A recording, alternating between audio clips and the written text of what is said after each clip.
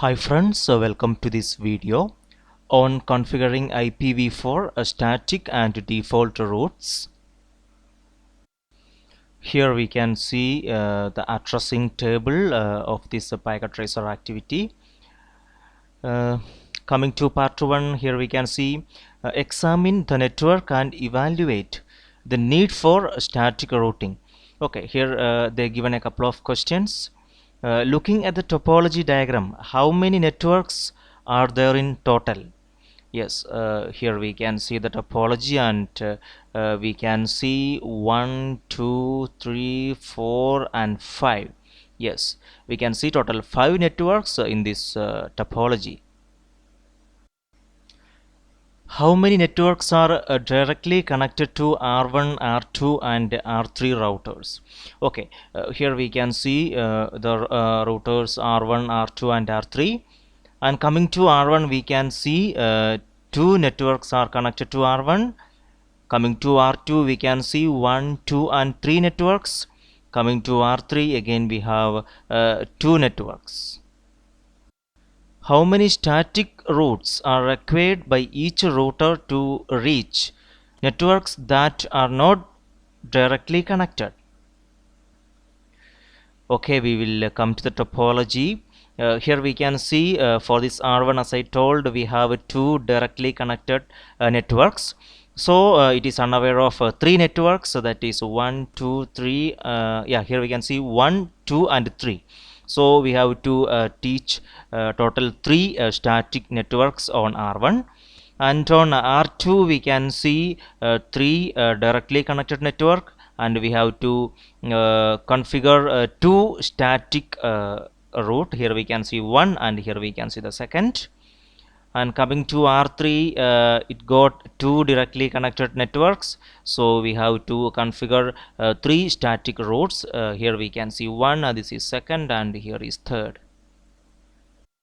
Now we will come to the next question. Test connectivity to the R2 and R3 LANs by pinging PC2 and PC3 from PC1. Why were you unsuccessful? Okay, yeah, so when we ping from PC1 to PC2 and PC3, it will be unsuccessful. We will verify that first. I am going to send a message instead of pinging. I'm going to send message from PC1 to PC3. Here we can see we got failed status. I'm going to send from PC1 to PC3 also. Yes, here also we got failed. Yes, so it is unsuccessful from PC1 to PC2 and PC1 to PC3. Because there is no route from this PC1 to PC2 or PC1 to PC3. That's why it is unsuccessful. We will go to part 2, configure static and default routes. We have a couple of questions here also. Configure recursive static routes on R1. What is a recursive static route?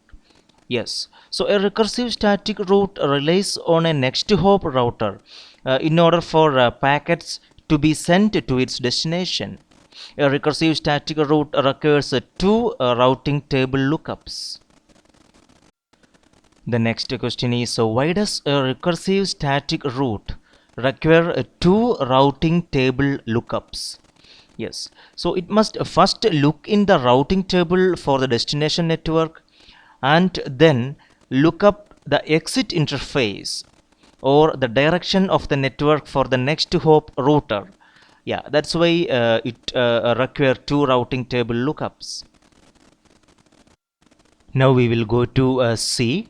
Configure a recursive static route to every network not directly connected to R1, including the WAN link between R2 and R3. Yes, so we will do this configuration now. Now we will go to the router R1. Okay. Yes. Enable configure terminal, and we have to give IP route and here the network address is 172.31.0.0 space its subnet mask 255.255.255.0 and its next hop address, so that is 172.31.1.193, and we will go to the next IP route 172.31.1.196, and its subnet mask is 255.255.255.252, and we have the next hop address 172.31.1.193, and the final route, the third route, IP route 172.31.1.128, and the subnet mask is 255.255.255.192. Yes, and the next hop address is 172.131. Obviously 1.193. 193. Yes. Yes, we configured static route on R1. That is, here we can see the networks. This network, and this is second network, and third network using the next hop address, that is the IP address of this interface, that is serial 0/0/0. Test connectivity to the R2 LAN and ping the IP addresses of PC2 and PC3. Yes, we are going to test the connectivity. I am going to send the packet from here instead of doing ping. I'm going to send from, I'm going to delete this two failed. Okay, from PC1 to PC2, we can see it is failed. I'm going to send from PC1 to PC3. Yes, it's failed. Yes, it is unsuccessful. Obviously, R1 has route to R2 and R3, but this R3 and R2 do not have a route back to R1. Yes, that's why it is unsuccessful. Once we configure the static route on R2 and R3, obviously this connectivity will be successful. Now we will go to step 2. Why were you unsuccessful? Yes, that we already have seen. Configure directly attached static routes on R2. Yes, now we are going to configure on R2. How does a directly attached static route differ from a recursive static route? Yes. So a directly attached static route relies on its exit interface in order for packets to be sent to its destination, while a recursive static route uses the IP address of the next hop router, what we done on R1. Configure a directly attached static route from R2 to every network not directly connected.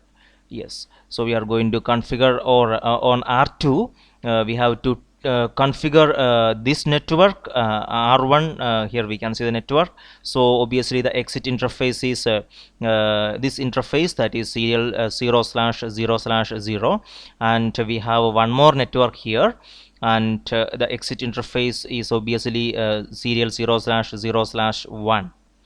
We will do the configuration on R2. Coming to R2 CLI mode. Yes, we are going to enable configure terminal. Here we are going to give IP route, and we have to give the network address 172.31.1.0, and the subnet mask is 255.255.255.128, and the interface, exit interface, is serial 0/0/0, and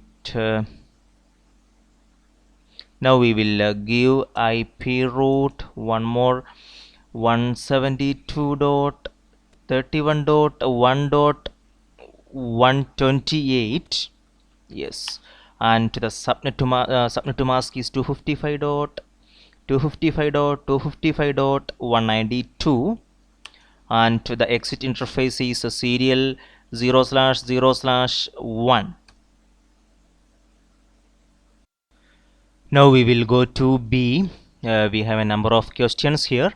Which command only displays directly connected networks?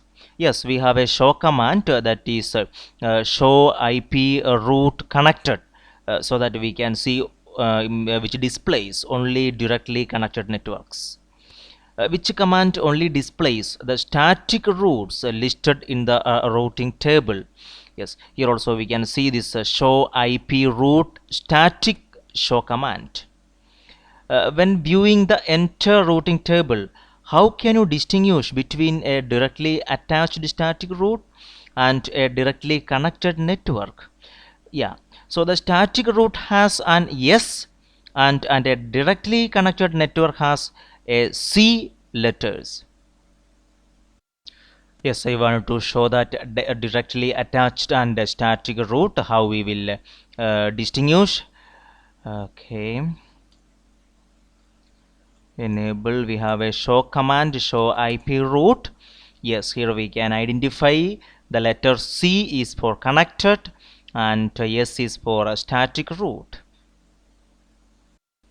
Now we will go to step 3, configure a default route on R3. How does a default route differ from a regular static route? Yes, so a default route, also known as the gateway of last resort, is the network route used by a router when no other known route exists for a destination network. A static route is used to route traffic to a specific network. Yes, now configure a default route on R3 so that every network not directly connected is reachable. Yes, we will configure on R3 now. Coming to R3, yes. Enable configure terminal. We will give IP route 0.0.0.0 and the destination prefix mask is 0.0.0.0 and the exit interface is serial 0/0/1.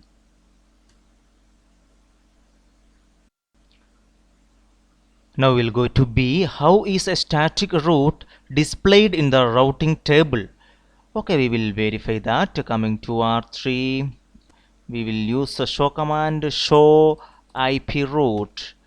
Yes, here we can see that using S star. So this way this static route will be displayed in a routing table. Now we will go to step 4, document the commands for fully specified routes. Right. Note, packet tracer does not currently support configuring fully specified static routes. Therefore, in these steps, document the configuration for fully specified routes. Okay, in this packet tracer, this fully specified routes will not be supported.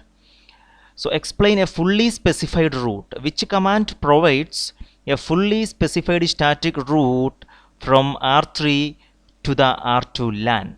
Okay, we will see what is this fully specified route.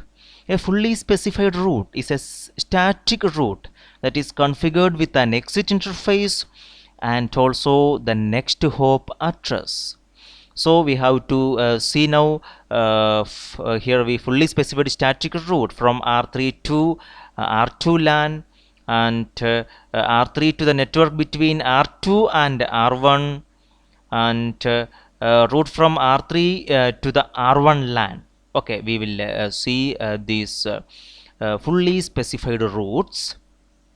Yes, here we can see that fully specified routes, IP route, then we have to specify the network address, subnet to mask, and to the exit interface. Also, we specified the next hop address. we can see all these three commands for fully specified routes. We are coming to step 5. Verify static route configurations. Yes. Use the appropriate show commands to verify correct configurations. Which show commands can you use to verify that the static routes are configured correctly? Yes, we can verify the routing table on each routers using the show command show IP route. Also, we can use show IP route static. We will do the verification now on each router. Coming to R1. Yes, enable, we have show IP route. Here we can see three static routes, 1, 2 and 3. Also we can use separate show IP route static separately so that we can see only the static route. The same way I'm going to verify on R2. Enable, we have to give a show IP route. Yes, here we can see two static routes. Also we can use show IP route static. Yes, here we can see the two static route. Now we will come to the router R3, show IP route. Yes, here we can see the default route. Now we will come to the last part, verify connectivity. Every device should now be able to ping every other device. If not, review your static and default route configurations. Yes, we are going to verify from PC1, PC2, PC3 each other. Instead of a ping command, I am going to send a message. Using this add symbol PDU, I am going to send message from PC1 to PC2. Yes, it's successful. I'm going to send message from PC1 to PC3. It's successful. And I am going to send from PC2 to PC3. Yes, it's successful. Well, we configured IPv4 static and default routes successfully. Friends, if you have any doubt regarding this IPv4 static and default routes, you can comment below. Also, your opinion, suggestions are always welcome. Don't forget to subscribe the channel for future videos. Thank you. Bye bye.